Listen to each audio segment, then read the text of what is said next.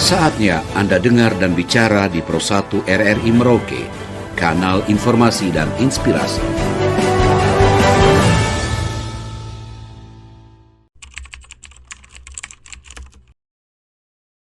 Untuk perkara di wilayah hukum kami, total keseluruhan ada 3 perkara. Yang pertama dari Bovendigul, kedua dari Asmat, dan ketiga juga dari Asmat, namun pelaporan dari Bawaslu Provinsi Papua Selatan.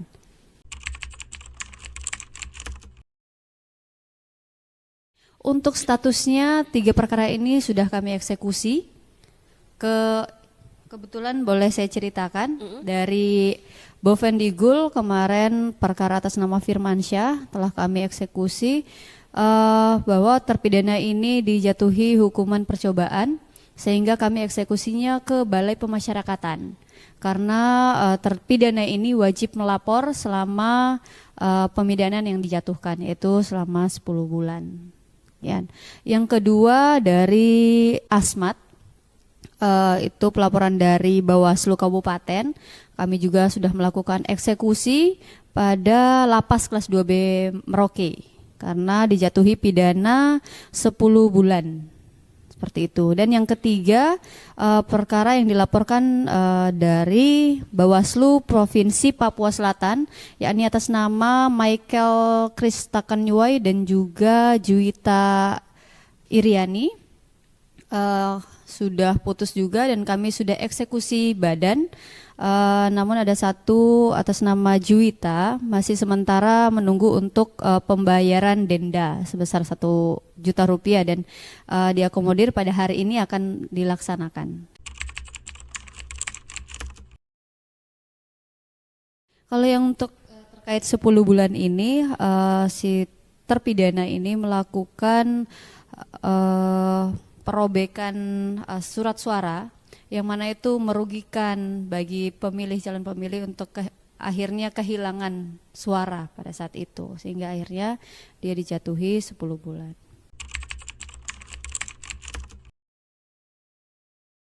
Kalau dari Bovendigul, kebetulan saya juga jaksa yang menangani perkara itu.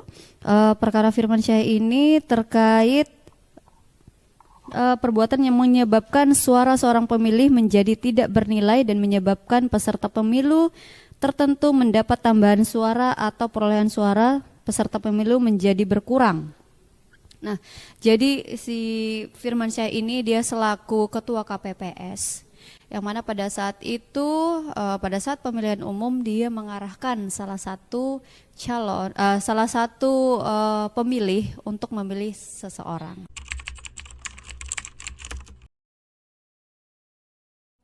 Sepengetahuan saya, karena saya di Sentra Gakumdu, yang pertama sebenarnya money politik sebenarnya itu sudah banyak juga, namun pada penyelidikan dan juga klarifikasi memang tidak cukup alat bukti sehingga akhirnya perkara itu tidak naik.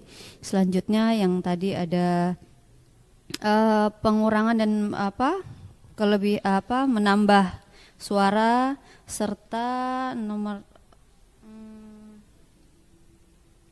yaitu sih menyebabkan suara pemilih menjadi tidak bernilai. Jadi contohnya seperti tadi mereka mengubah data, contohnya di Kabupaten Asmat juga mereka mengubah data yang ada di C1. Kalau kami di Sentra Gakumdu itu pertama adanya laporan atau temuan dari teman-teman Bawaslu tingkat kabupaten maupun tingkat provinsi. Setelah itu kami melakukan konsultasi dan koordinasi. Nah, koordinasi sebagaimana pertama pada saat temuan itu kan ditindaklanjuti oleh Bawaslu, dilakukan klarifikasi. Nah, pada saat itu kami sudah dikontak oleh teman-teman Bawaslu, mohon untuk didampingi juga. Nah, pada saat itu apabila memang ini merupakan suatu tindak pidana pemilu, akhirnya kami sudah mulai dilibatkan juga, akhirnya perkara itu dilimpahkan ke Sentra Gakumdu untuk ditindaklanjuti. Nah itu mulai koordinasi, konsultasi, nah itu semua setelah itu kami membangun perkara itu. Kasus posisinya seperti apa, kami bahas apakah alat buktinya ada berapa, seperti itu. Selanjutnya kami merumuskan kasus posisi ini. Modusnya apa, modus operandinya, niatnya apa sebenarnya ini, serta pada saat itu juga kami pada saat itu memang belum kewenangan kami, namun kami tetap mendampingi teman-teman baik Bawaslu maupun penyidik untuk penetapan tersangka. Selanjutnya apabila sudah proses penyidikan, nanti dari teman-teman penyidik memberikan kami berkas perkara. Nah pada saat itu peran kejaksaan masuk untuk penelitian berkas perkara. Untuk perkara atau temuan dan laporan yang pada saat itu sudah masuk ke Sentra Gakumdu, namun akhirnya tidak lanjut.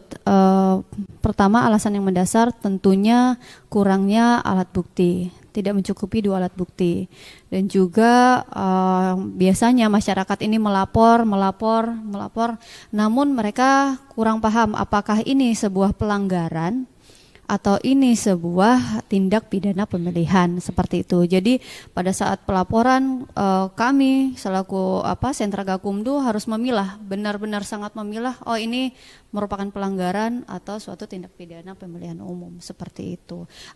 Dan juga yang mesti ditekankan, apabila memang itu suatu tindak pidana pemilihan umum, namun apakah memiliki 2 alat bukti yang sah atau tidak. Potensi kerawanan itu sudah pasti ada dalam pilkada yang sangat-sangat bergengsi ini di tahun 2024. Intinya kami sudah memetakan itu. Yang pertama, netralitas aparatur sipil negara yaitu ASN dan netralitas penyelenggara pilkada. Yang kedua, politik uang, baik money politik maupun mahar politik. Yang ketiga, politik identitas. Yang keempat, relasi kuasa pada politik lokal dan juga kampanye hitam di media sosial. Nah, itu yang sudah kami petakan yang menjadi kerawanan dalam Pilkada 2024 ini. Kami juga sudah melakukan koordinasi baik dari Sentra Gakumdu, tentunya kami sudah menyamakan persepsi baik dari sisi kami Bawaslu, penyidik, dan juga dari kami kejaksaan. Setelah itu kami juga menggunakan diskresi dalam penyelesaian tindak pidana pemilihan, yang mana kami Sentra Gakumdu ini mempunyai kewenangan baik itu melihat dari awal sampai akhirnya memutuskan apakah perkara ini akan lanjut atau tidak, seperti itu. Kami menggunakan diskresi sesuai hukum. Selanjutnya kesiapan Bawaslu, kepolisian dan juga kejaksaan dalam menghadapi berbagai tekanan dan intervensi baik itu dari internal maupun eksternal. Kami Sentra Gakumdu sudah sangat jelas kami tidak tidak akan terintervensi oleh pihak-pihak manapun. Yang keempat itu konsistensi dalam penegakan hukum pemilihan.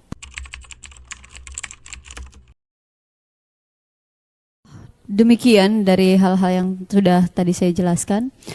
Kepala Kejaksaan Negeri Merauke pun sudah menekankan, baik kami seluruh personil tetap jaga netralitas personil dalam menyongsong pemilihan serentak tahun 2024. Jadi memang kami sudah sangat ditekankan untuk netral.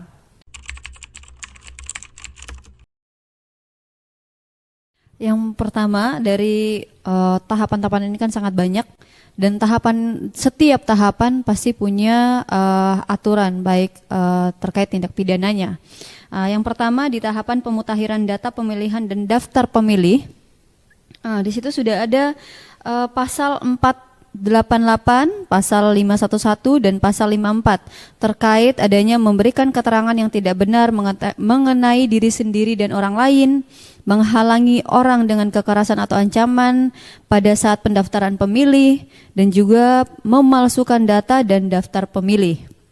Nah, itu pada saat pemutakhiran data dan pemilihan dan daftar pemilih.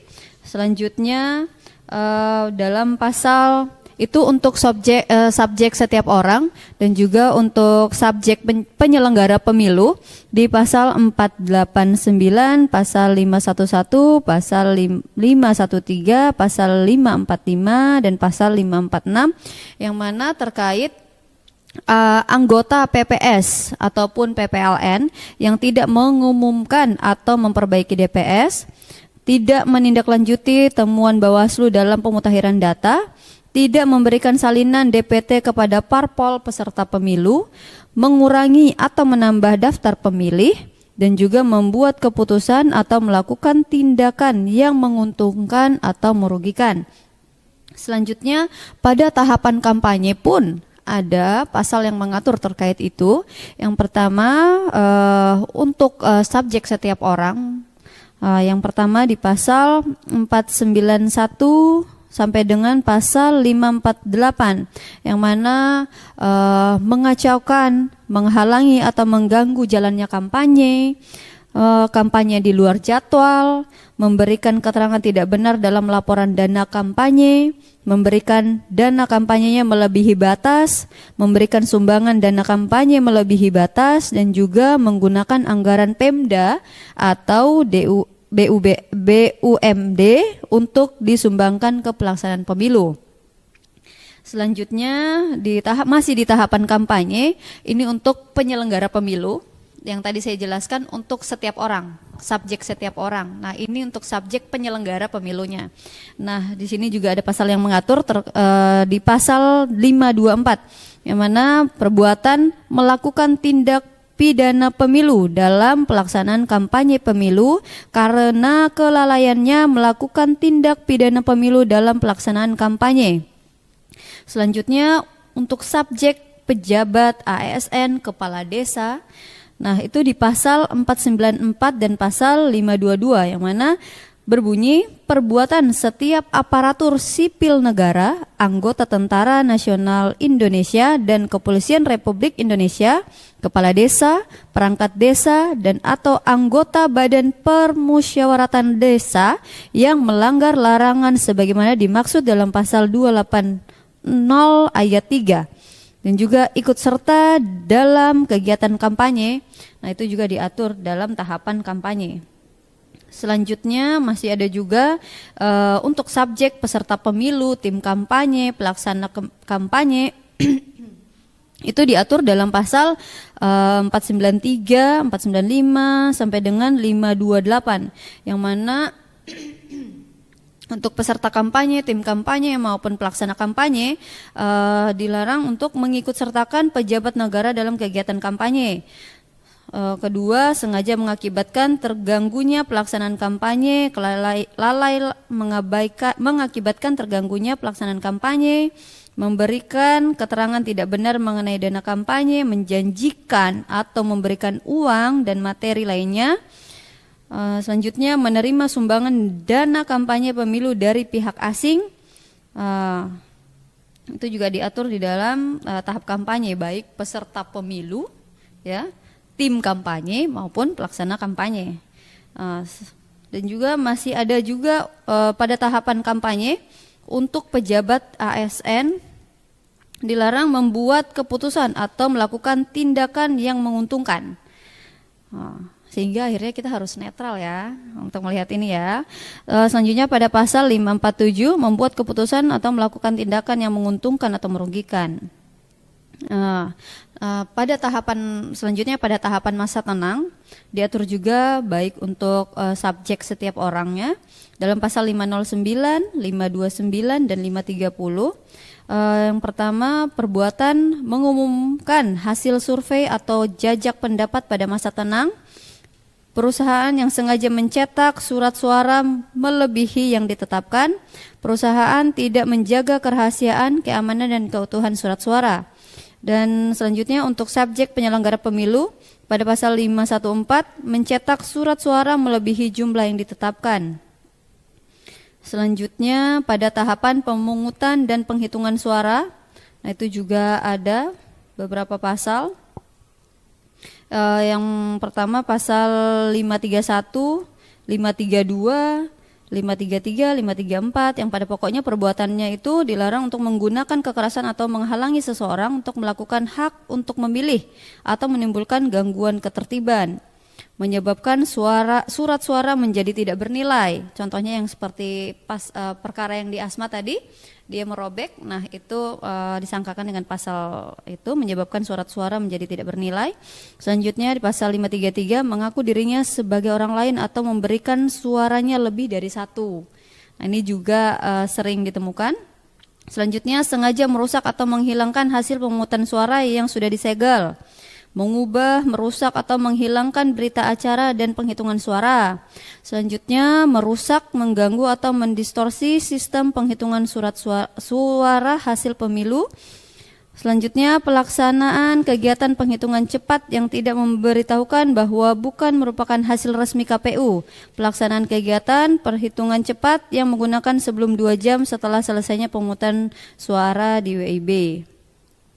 Selanjutnya pada tahapan pemungutan dan penghitungan suara untuk penyelenggara pemilu di pasal 514 tidak melaksanakan putusan pengadilan terhadap kasus tindak pidana pemilu. Di pasal 542, 549, 551 tidak menetapkan perolehan hasil pemilu secara nasional. KPU Kabupaten tidak melaksanakan pemungutan suara ulang. Atau di pasal 551 mengakibatkan hilang atau merubahnya berita acara rekapitulasi hasil.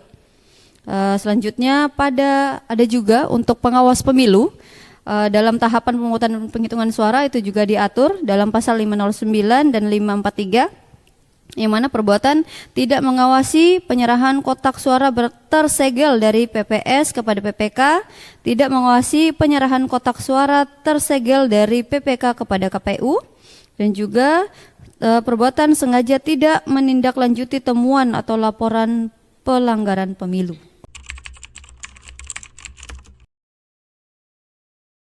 Kami dari saya terkhusus jaksa yang tergabung dalam Sentra Gakumdu, kami sudah dari Pileg kemarin sampai dengan sekarang masih tetap menjaga koordinasi baik dengan pihak Bawaslu maupun penyidik, yang mana dalam setiap tahapan pasti kami disampaikan atau dilaporkan, sehingga kami pun dari pihak kejaksaan selalu bergandengan dengan pihak Bawaslu dalam setiap tahapan apapun. Seperti itu. Kami dari Sentra Gakumdu selalu aktif 1x24 jam untuk teman-teman Bawaslu baik dalam pengawasannya. Kepada seluruh masyarakat Papua, terkhusus Papua Selatan, baik itu masyarakat maupun peserta pemilu, tetap menjaga netralitas dan juga tetap bersaing sehat, yang mana tentunya kami dari Kejaksaan sudah menegaskan bahwa kami netral baik terhadap money politik maupun apapun itu, sehingga kepada seluruh masyarakat yang tadi sudah diterangkan banyak pelanggaran-pelanggaran di luar sana, kalian juga sebagai mata telinga kami di luar sana, sehingga kami harapkan apabila menemukan atau ada hal-hal yang berkaitan dengan pilkada, silakan laporkan baik ke Kejaksaan langsung maupun ke Sentra Gakumdu lainnya.